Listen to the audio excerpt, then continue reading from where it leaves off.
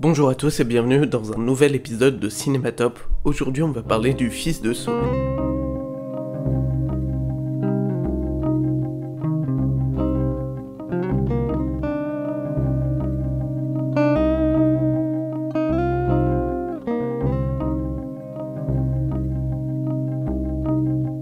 Bon, Le Fils de Saul est un premier film, celui de László Nemes, un jeune réalisateur et scénariste hongrois. Nemes est tout d'abord un universitaire qui se lance dans le cinéma comme assistant réalisateur des films de Béla Tarr.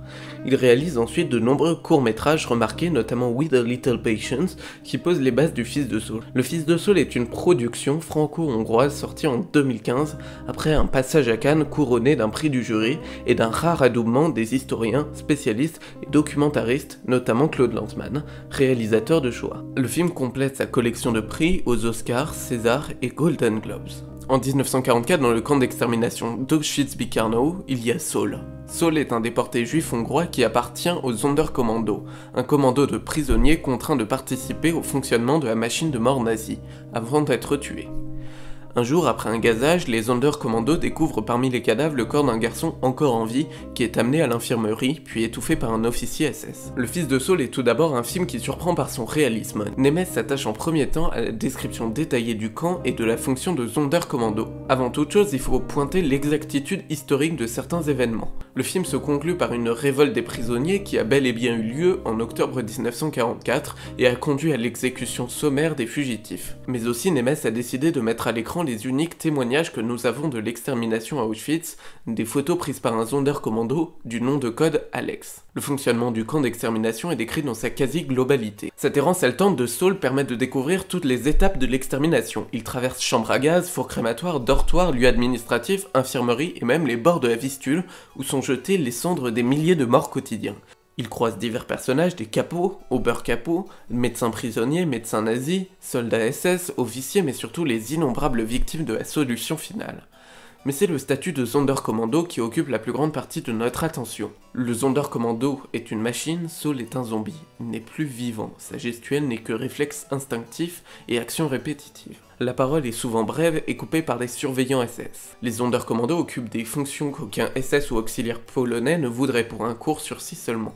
Récolter l'or, le papier des passeports, les vêtements, fouiller dans les bagages, nettoyer les chambres à gaz, enfourner les corps et jeter les cendres. Saul est devenu indifférent à ce qu'il voit, ces amoncellements de cadavres sont pour lui quotidiens. Le Fils de Saul est un film effrayant.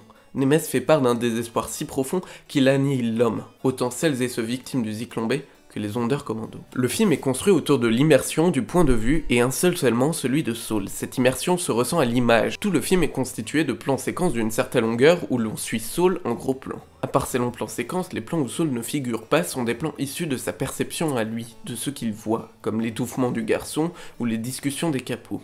C'est une caméra constamment en mouvement, tout comme les Sonderkommando qu'elle filme. La profondeur de champ est restreinte, l'arrière-plan est flou, ainsi on ne fait que deviner des formes, autant d'autres Sonderkommando que des violences d'Auschwitz par ces corps nus, suppliciés, morts ou vivants. Cette technique de filmage donne au film un aspect organique, réel et presque en relief. Cette utilisation de la focale courte évite l'écueil de la vulgarité en termes de mise en scène de la Shoah. Elle correspond aussi à la description du rapport quotidien de Saul à cette violence à laquelle il est devenu insensible.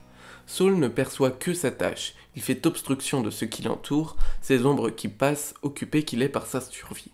Dans cette immersion, si l'image ne montre pas le son explicite, aucune mort n'est clairement filmée, tout est hors champ. C'est avec le son que Nemes suggère la violence. Les exécutions en Zyklon B sont traduites par les hurlements des victimes et coups répétés contre les portes de fer qui séparent les vestiaires des chambres à gaz. Ces sons assourdissants occupent une place non négligeable dans une séquence d'ouverture glaçante par sa virtuosité.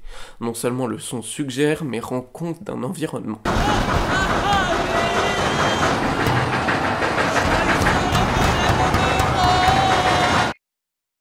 Le Fils de Saul est un film incroyablement sonore, voire bruyant, mais toujours dans cette logique de perception subjective de son univers. Ainsi, l'habillage sonore communique l'ambiance d'un lieu, on perçoit cris, mouvements, coups de pioche, travaux et même l'orchestre d'Auschwitz.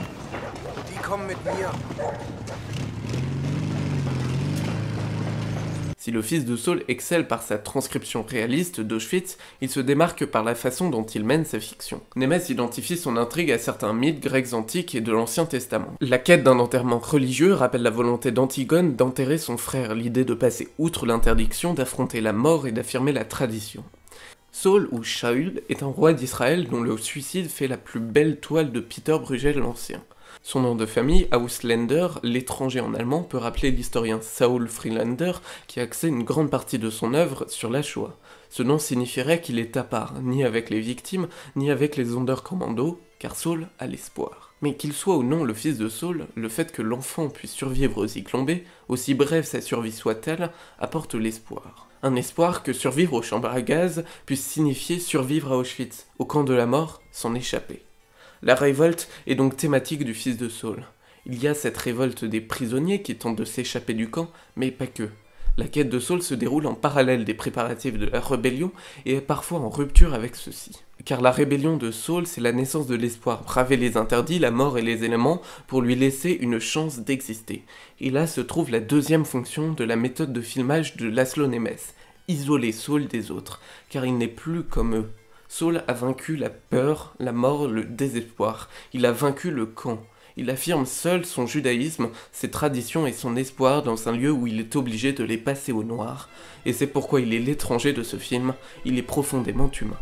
Le fils de Saul est aussi empli de symboliques qui dépassent la simple transcription historique de l'enfer concentrationnaire. Le film est traversé par la question de la transition entre les générations. Saul sait que lui ne survivra pas mais s'accroche à la vie pour offrir à l'enfant sa sépulture traditionnelle. Il ne meurt qu'au moment où il se heurte à l'impossible, là où sa mission s'achève avec la perte du corps dans la vistule, lorsqu'il s'échappe du camp, poursuivi par les SS. L'unique plan du film, ne résultant pas de la perception de Saul, est d'ailleurs ce plan final où alors que le SS retrouve les évadés d'Auschwitz, un enfant habitant les environs court et s'éloigne du massacre. Avant cela, le garçon échange un regard avec Saul en contre-champ. Saul regarde la caméra et lui sourit. Si ce sourire est adressé au garçon dans la diégèse du film, il s'adresse en vérité au spectateur. Tout simplement car ce garçon, c'est nous. Réussir à mêler réalisme et fable kafkaïenne est un pari fou accompli dans un film magistral. Le fils de Saul pose une question importante, celle de l'image. Rapportée à travers une fiction, l'enfer poisseux des camps d'extermination nazis ramène à la nécessité même de filmer. Car filmer, c'est passer le témoin d'un homme à un autre, d'une génération à l'autre. La fiction crée autour de l'histoire un processus d'immersion indispensable à la perception du génocide. On vit le fils de Saul comme un cauchemar organique et nécessaire qui éclaire le flou de l'histoire.